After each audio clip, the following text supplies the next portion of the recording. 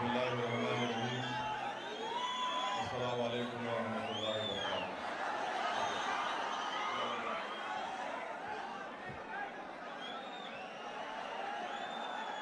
करनूल के मजलिस इत्तेहादुल मुस्लिमीन के सदर जनाब मंसूर पाशा साहब,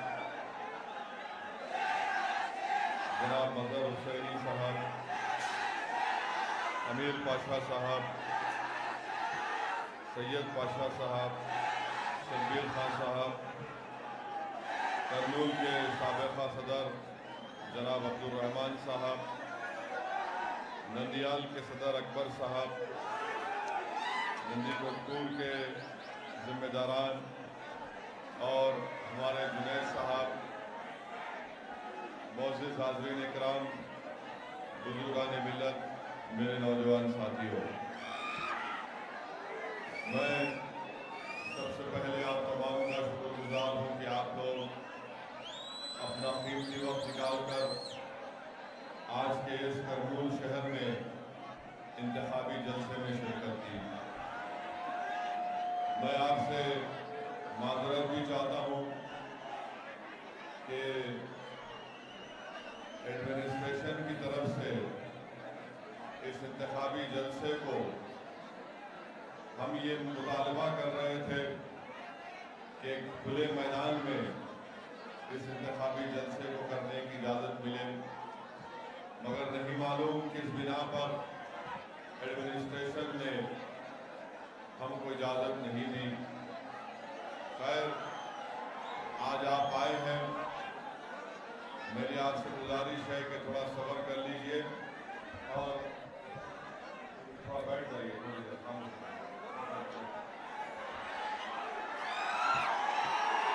मेरे अजीज दोस्तों,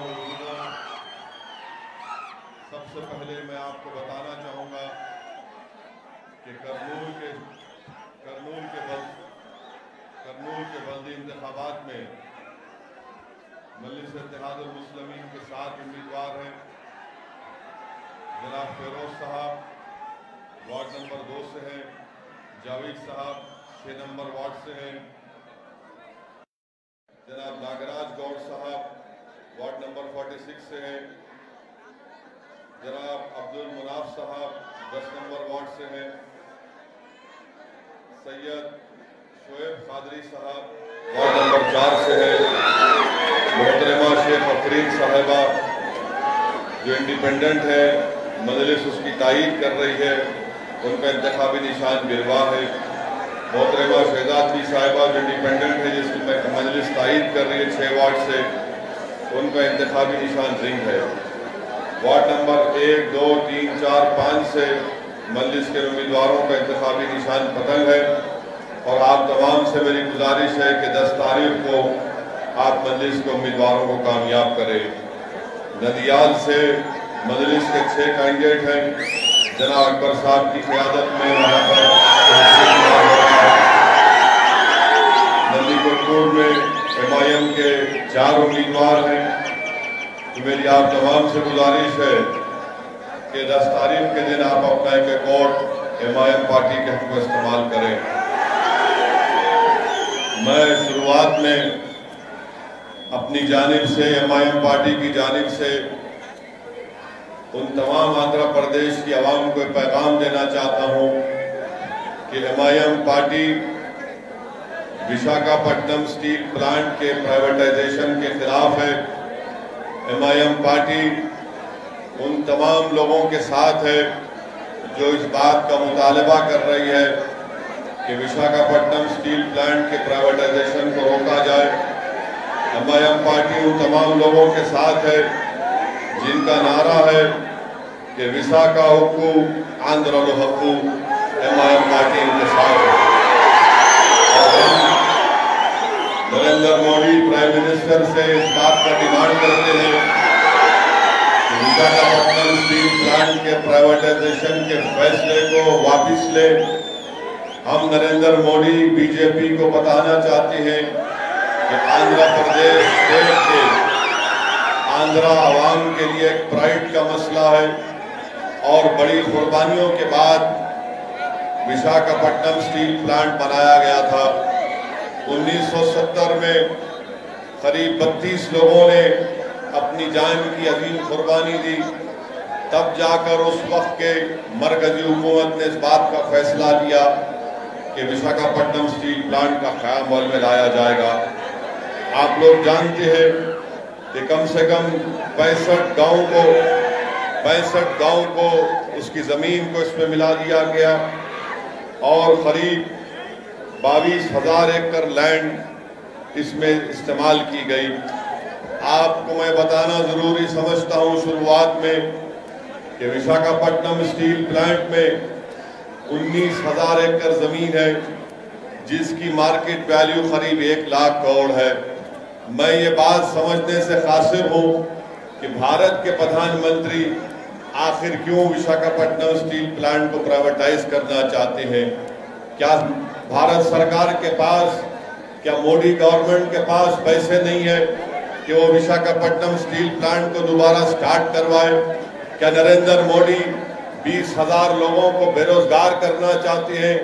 नरेंद्र मोदी की सरकार ने 6.5 साल में जनता को वादा किया था कि हर साल 1 करोड़ लोगों को नौकरियां देंगे, मगर नौकरी नहीं दी। भारत के गरीब आवाम और नौजवान उनका मुकद्दर बेरोजगार बनाकर रख दिया उनको। आज ये सरकार विशाखापट्टनम स्टील प्लांट को प्राइवेटाइज करके क्रोनी कैपिटलिज्म की एक बेहतरीन मिसाल यहाँ पर पेश कर रही है। हम करनूल के इंतखाबी जलसे से यहाँ की रियासती हुकूमत के चीफ मिनिस्टर, YSR पार्टी के चीफ मिनिस्टर और भारत के प्राइम मिनिस्टर नरेंद्र मोदी, इन दोनों से हम डिमांड करते हैं कि वाइजाग स्टील प्लांट के प्राइवेटाइजेशन को रोका जाए। और हम YSR पार्टी से इस बात का डिमांड करते हैं कि आंध्र प्रदेश की जनता ने इतनी बड़ी तादाद में आपको लोकसभा और असेंबली के इलेक्शन में कामयाब किया। हमारा डिमांड ये है कि यहाँ के चीफ मिनिस्टर अपना सिर्फ खत लिखकर मोदी से अपने गम का इजहार ना करें, बल्कि हम चीफ मिनिस्टर आंध्र प्रदेश से ये मुतालबा करते हैं कि वो आंध्र प्रदेश की जनता के मिजाज को समझें और रोड पर निकल कर आकर बीजेपी नरेंद्र मोदी सरकार के खिलाफ एहतजाज करें। MIM पार्टी भी उनका साथ देगी वाइजाग स्टील प्लांट को दूसरी मेरी बात आप तमाम से अर्ज करना यह है कि ये एक इलेक्शन की मीटिंग है और 10 तारीख के दिन इंतखाबात या पोलिंग का दिन है। मैं आपको ये बात बताना जरूरी समझता हूं मेरे भाई कि MIM पार्टी ने 2019 के असेंबली और पार्लियामेंट के इलेक्शन में हमने आप तमाम से अपील की थी कि आप इस इलेक्शन में TDP और BJP के खिलाफ वोट दीजिए। हमने आपसे अपील किया था कि आप असेंबली और पार्लियामेंट के इलेक्शन के लिए जगन मोहन रेड्डी का साथ दीजिए। आज ये म्युनिसिपल इलेक्शन है। मैं आपके दरमियान में खड़े होकर आंध्र प्रदेश की आवाम से अपील कर रहा हूं कि जहां कहीं भी MIM पार्टी के कैंडिडेट हैं, आप MIM पार्टी के कैंडिडेट्स को वोट देकर कामयाब करिए। मैं आपका शुक्रिया भी अदा करना चाहूंगा कि आपने MIM पार्टी की अपील पर हमारी बात की आपने लाज रखी और असेंबली और पार्लियामेंट के इलेक्शन में आपने नायडू और मोदी को हराकर यहां पर एक नई पार्टी को बनाया।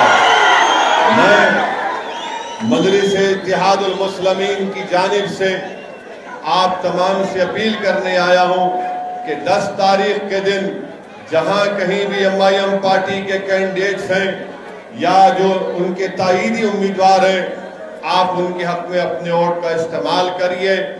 अधोनी में हो, करनूल में हो, नंदियाल में हो, हिंदूपुर में हो, अनंतपुर में हो, कड़पा में हो या विजयवाड़ा गुंटूर में हो, आप इन तमाम मुकामात पर MIM पार्टी के कैंडिडेट्स को कामयाब और कामरान करिए। मेरी आपसे एक और बात, आपको ये बात रखना था कि ये अजीब बात है कि असेंबली का इलेक्शन आता है तो वाईएसआर पार्टी के लोग हमको फोन करके बोलते आप हमारी सपोर्ट करो। पार्लियामेंट का इलेक्शन आता तो आप हमको बोलते। अब म्युनिसिपल इलेक्शन आया तो एमआईएम पार्टी का मीटिंग मैदान में नहीं होना, हिंदूपुर में इलेक्शन क्यों लड़ रहे, अनंतपुर में क्यों लड़ रहे, अधोनी में हमको पब्लिक मीटिंग का परमिशन दिए फिर कैंसिल कर दिए। तो मैं इन लोगों को बताना चाह रहा हूं कि अधोनी में आपने हमको परमिशन नहीं दिया, तो मैंने कहा कि ठीक है, हमारा प्रोग्राम आज अधोनी में जुमे की नमाज के बाद जलसा था, इंतखाबी जलसा, मगर वहां पर बड़े बड़े लोग हैं, मिनिस्टर बनने का ख्वाब देख रहे हैं और अधोनी के अवाम को कह दिया कि मेरे को मिनिस्टर बनना है, असदुद्दीन ओवैसी को अधोनी में जलसा करने नहीं दूंगा। मैं उनको बताऊंगा कि आप मिनिस्टर बन जाओ या चपरासी बन जाओ, मेरे को मगर एक बात याद रखो, आप मजलिस इत्तेहादुल मुस्लिमीन को रोक नहीं सकते। मजलिस इत्तेहादुल मुस्लिमीन एक असदुद्दीन ओवैसी का नाम नहीं है, ये तमाम लोग ये तमाम लोग असदुद्दीन ओवैसी हैं। तो अगर आप ये समझ रहे हैं, चाहे किसी भी पॉलिटिकल पार्टी का हो, अगर वो ये समझ रहा है कि एमआईएम पार्टी को जलसे नहीं होने देंगे, एमआईएम पार्टी के लोगों को डराएंगे, मेरे भाई डरते होंगे तेलुगु देशम के नायडू वाले, डरते होंगे बीजेपी आरएसएस वाले। हम किसी से नहीं डरते, हम डरते हैं तो सिर्फ अल्लाह से डरते हैं। तो अब क्या हुआ, वहां के अधोनी के जो जिम्मेदार थे वाईएसआर पार्टी के, उन्होंने हिमाकत करे, क्या करे, हिमाकत करे, थोड़ा दीवानापन करे। अगर आज मेरा जलसा हो जाता, मैं यहाँ पे आ जाता, मगर उन्होंने हमारा जलसा कैंसिल कराए, हमको चैलेंज करे, तो मैं बोला ठीक है, आज नमाज पढ़ने अधोनी में आऊंगा और कल फिर जलसे में जाऊंगा। तो अब क्या हो गया, 2 बार अधोनी जाना पड़ रहा। अब 2 बार हम शेरवानी वहां पर जाएंगी तो असर रहेगा इंशाअल्लाह। ये समझते नहीं है, मेरे को मिनिस्टर बनना है, हर कोई मिनिस्टर बन रहा नहीं। आप असद साहब को मत बुलाइए, मजलिस को कैंडिडेट मत खड़ा करो। मेरे भाई, किसी एमएलए को मिनिस्टर बनना है तो मजलिस को मिनिस्टर बनने का शौक नहीं है, मजलिस को लड़ने का शौक है। मजलिस को अगर कोई मिनिस्टर बनता तो बन जाए, हमको इससे कोई परवाह नहीं है, आप बनते जो बनते बन जाओ, मगर हमको हमारा हक मिलना चाहिए, हमारे मसाइल हल होना चाहिए। इसीलिए अगर कोई आके ये बोलेगा कि एक आदमी की मकबूलियत के लिए एक आदमी को मिनिस्टर मिलने वाला है, आप उस बिना पर पूरे गरीबों के मफाद की कुर्बानी दे दो या कॉम्प्रोमाइज कर लो, मेरे भाई ये नहीं हो सकता है। जब तक हम जिंदा रहेंगे सबसे लड़ेंगे इंशाअल्लाह ताला। और हमारी ये जद्दोजहद, हमारी ये लड़ाई अपनी मकबूलियत के लिए, अपनी अना के लिए नहीं है, बल्कि गरीबों को उनका हक दिलाने के लिए। और मजलिस इत्तेहादुल मुस्लिमीन की तारीख है 63 ईयर्स से, 63 साल से मजलिस इत्तेहादुल मुस्लिमीन अवाम की खिदमत करती आ रही है। मैं आपको ये बताना चाह रहा हूं कि आज अल्हम्दुलिल्लाह अल्लाह ने मौका दिया करनूल को आने का, और मैं आपसे वादा कर रहा हूं कि अल्लाह मुझे जब तक जिंदा रखेगा, मैं बार बार करनूल को, धोनी को, आता रहूंगा इंशाअल्लाह। आप नहीं रोक सकते मेरे को, इसलिए नहीं रोक सकते कि अल्हम्दुलिल्लाह हमारी लड़ाई इखलास के ऊपर मुबन्नी है। हम अपना हक चाहते हैं और एमआईएम पार्टी ने बहुत से चीफ मिनिस्टर को देखे। मैं आज से 25 साल पहले एमएलए बना था। मैं 25 साल पहले जब 1994 में एमएलए बना तो मैं एक ही एमएलए था। उसके बाद जब चीफ मिनिस्टर थे एनटी रामाराव, उनको धोखा दिए चंद्रबाबू नायडू। चंद्रबाबू नायडू 9 साल या जो भी थे, उसके बाद उनको पावर चला गया, साइकिल में हवा कम हो गई। तो वाईएस राजशेखर रेड्डी सीएम बने, हम उनको देखे। वाईएस राजशेखर रेड्डी के हादसे के बाद रोशैया बने चीफ मिनिस्टर, हम उनको देखे। उसके बाद किरण कुमार रेड्डी आए, उन्होंने मजलिस से झगड़ा करे, उन्होंने अपनी पार्टी बना लिए, पार्टी का निशान चप्पल रखे, चप्पल राज में आई।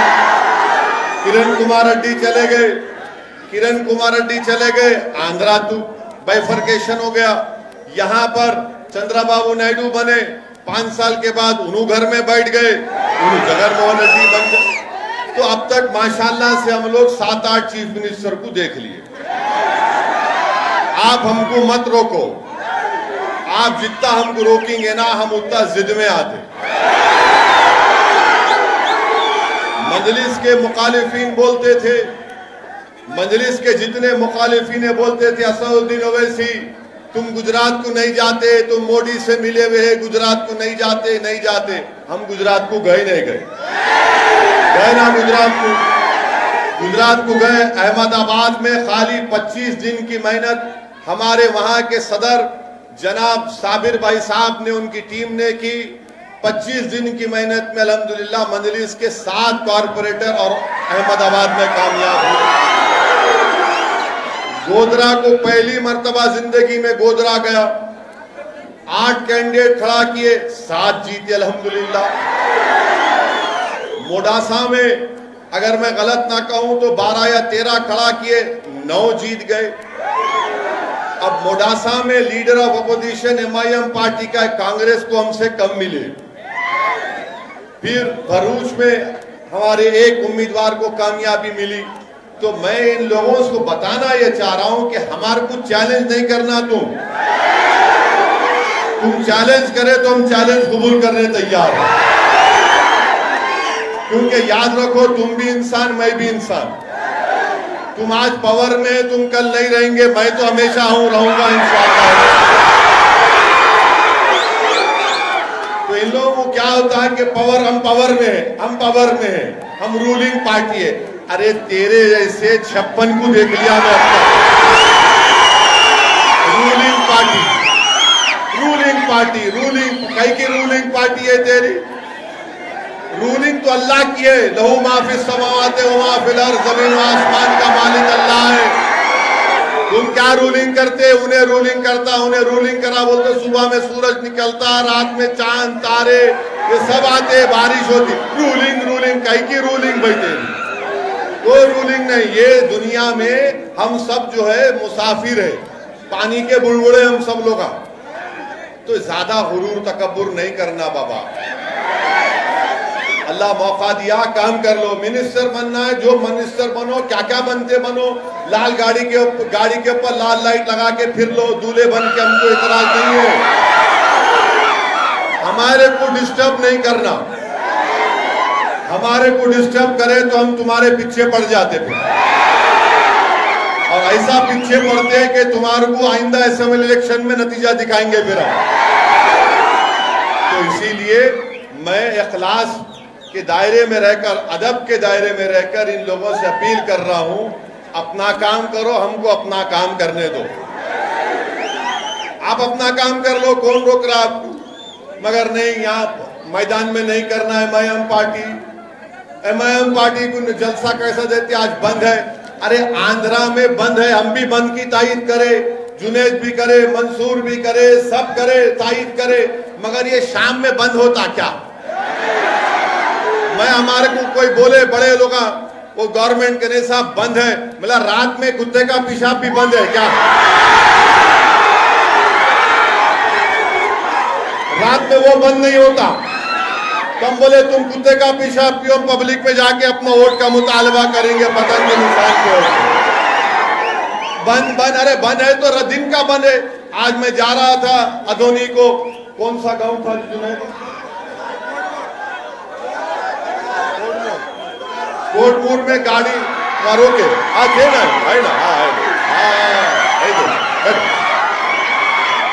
तो हमारे को देख के आके बोले साहब 1-2 मिनट आप भी हमारे प्रोटेस्ट पर शामिल हो जाओ। हम बोले ठीक है। बराबर गया मैं, वहां पे कम्युनिस्ट लीडर थे गफूर साहब नाम याद है। गफूर साहब बोले आओ जी तुम आओ, जाके दौलत बोलो जरा कौम का नाम अच्छा होता। बोला अच्छी बात है, आ तो अब्दुल गफूर साहब जाके बोले। तो ये हमारा काम यही है। तो मेरी आपसे गुजारिश ये है कि ये लोगों के बातों में मत आइए। MIM पार्टी के जो करनूल में 7 कैंडिडेट है, जुमला कितने वार्ड आए आप? 35, 33, 30 पे 3 है। हाँ 30 पे 3 वार्ड में हम खाली 7 लड़े तो इनके पेट में दर्द हो रहा। 30 पे 3 है, 33 वार्ड है। MLA के 33 मालूम है, 52 है मालूम। अब वो उसमें से खाली 7 लड़े तो इनको सांस चढ़ रही। अभी क्या करते कि क्या बोलते कि क्या करते, अरे क्या करते, इलेक्शन लड़ने आ रहे, तुम भी वोट मांग रहे, मैं भी वोट मांग रहा हूं। तुम तुम्हारी पार्टी के नाम पे मांग रहे, मैं अपनी पार्टी के नाम पे मांग रहा हूं। मैं इनसे जा कह रहा हूं मैं तुम्हारा भाई हूं, तुम बोल सकते, तुम भाई है बोल के नहीं बोल सकते। करनूल का जहां जहां एक घर आपका घर है, वो मेरा घर भी है। करनूल हो, अदोनी हो, नंदियाल हो, नंदीपुर हो, आनंदपुर हो, हिंदूपुर हो, जहां जहां हमारे कैंडिडेट लड़ रहे वो घर आपका भी है, मेरा भी है। मैं आपका बेटा हूं, आपका भाई हूं। मेरा हक बनता आपसे वोट का मुतालबा करना, और मैं लड़के आपसे वोट लूंगा, क्योंकि आप मेरे को नहीं दिए तो क्या गैरों को देंगे? तो आपको MIM पार्टी को वोट देने का है। 10 तारीख को जहां पे पतंग का निशान दिखा,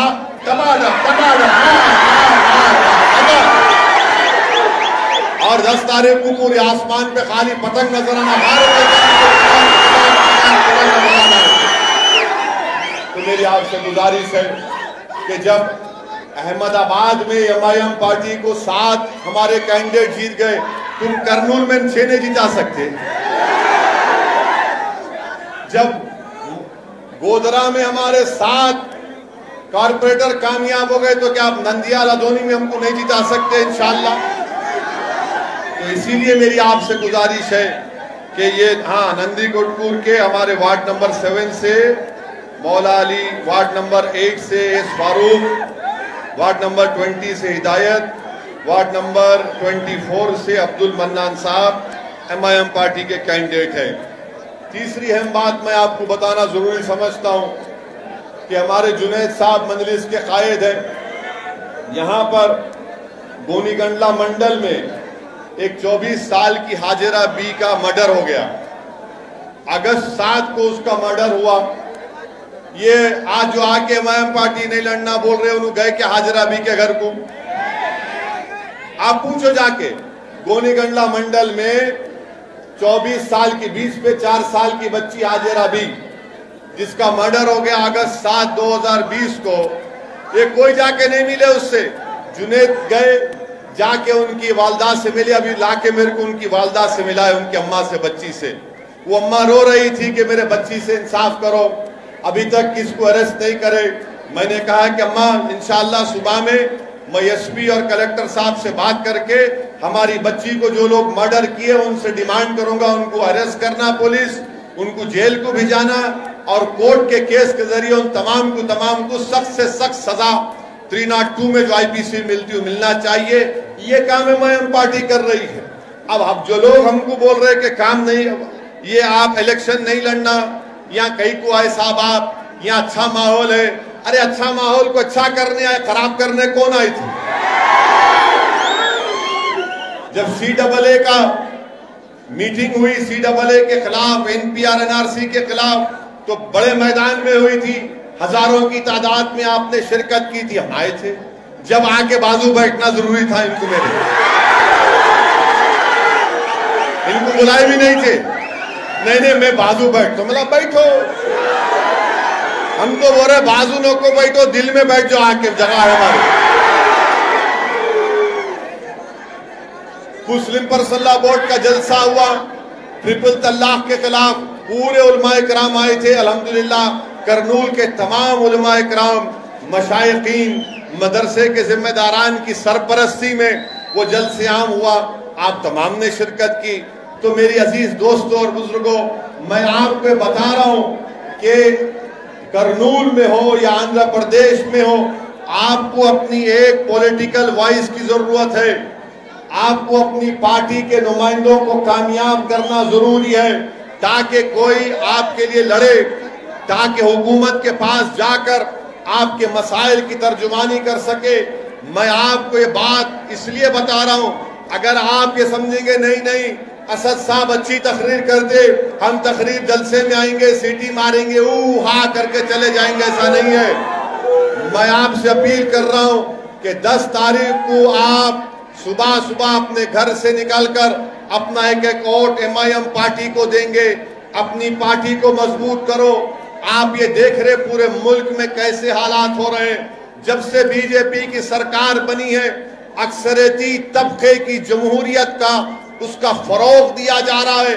जो मुसलमान हैं, दलित हैं, आदिवासी हैं और जो गरीब बैकवर्ड क्लास के लोग हैं, वो सब लोग फिक्रमंद हैं कि ये मेजॉरिटेरियन फॉर्म ऑफ डेमोक्रेसी की वजह से हमारी आवाज को बंद कर दिया जा रहा है। घुटन महसूस हो रही है। अगर कोई अपने हक का मुतालबा करता, अगर कोई बोलता है कि दिल्ली के फसादात में वो जो बच्चा फैजान, वो फैजान का वीडियो आपने देखा होगा कि 4 लड़के जमीन पर पड़े हुए हैं और दिल्ली की पुलिस या कहां की पुलिस उन बच्चों को मार कर कह रही है कि जनगण मना पढ़ो, तो उसमें से एक बच्चा दर्द की हालत में, कर्ब की हालत में, तकलीफ में जनगण मन पड़ता है, बाद में फैजान मर जाता है। अगर मैं फैजान के मारने वालों को गिरफ्तारी का, उनके अरेस्ट का मुतालबा करता हूं तो एंटी नेशनल करार दिया जाता है। मैं ट्वीट करता हूं तो दिल्ली पुलिस रिप्लाई करके कहती है कि फुला पढ़ लो।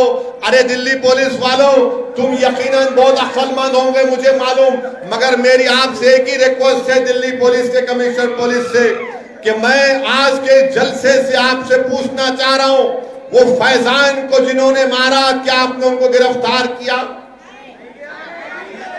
जिन्होंने फैजान को मारा, आपने उनको गिरफ्तार किया?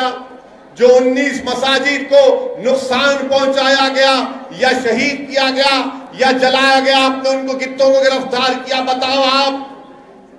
नहीं इसका जवाब आता। आज इसीलिए मेरे भाई, मैं आपको डराने के लिए नहीं कह रहा हूं, बल्कि समझाने के लिए हकीकत बयान कर रहा हूं।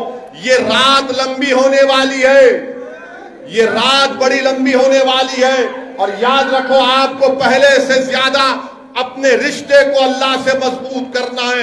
आपको पहले से ज्यादा अपने आप पर, उसकी अल्लाह की जात पर तवक्कल करना है। आपको पहले से ज्यादा मुत्तहिद रहना है। आपको पहले से ज्यादा आज मजलिस की आपको जरूरत है। मजलिस आपकी आवाज है, मजलिस आपकी पहचान है। क्या आप नहीं देखते कि भारत की पार्लियामेंट में जब कभी भी कोई मसला आता है तो कौन उठकर बीजेपी की हुकूमत के खिलाफ बेबाक तरीके से उनको बयान करता है? यहां से आंध्र प्रदेश से YSR पार्टी के भी MP हैं, TDP के भी MP हैं, मगर जब CAA का कानून पास हुआ तो ये तमाम दोनों पार्टी के लोग क्या बोल रहे थे किसी को समझ में नहीं आ रहा था। या दोस्ती कर रहे थे या दुश्मनी कर रहे थे, नहीं मालूम। ट्रिपल तलाक का बिल लाया गया, दोनों पार्टी समझ में नहीं आ रहा था कि तुम बीजेपी को तलाक दे रहे या शादी कर रहे, वो भी समझ में नहीं आ रहा।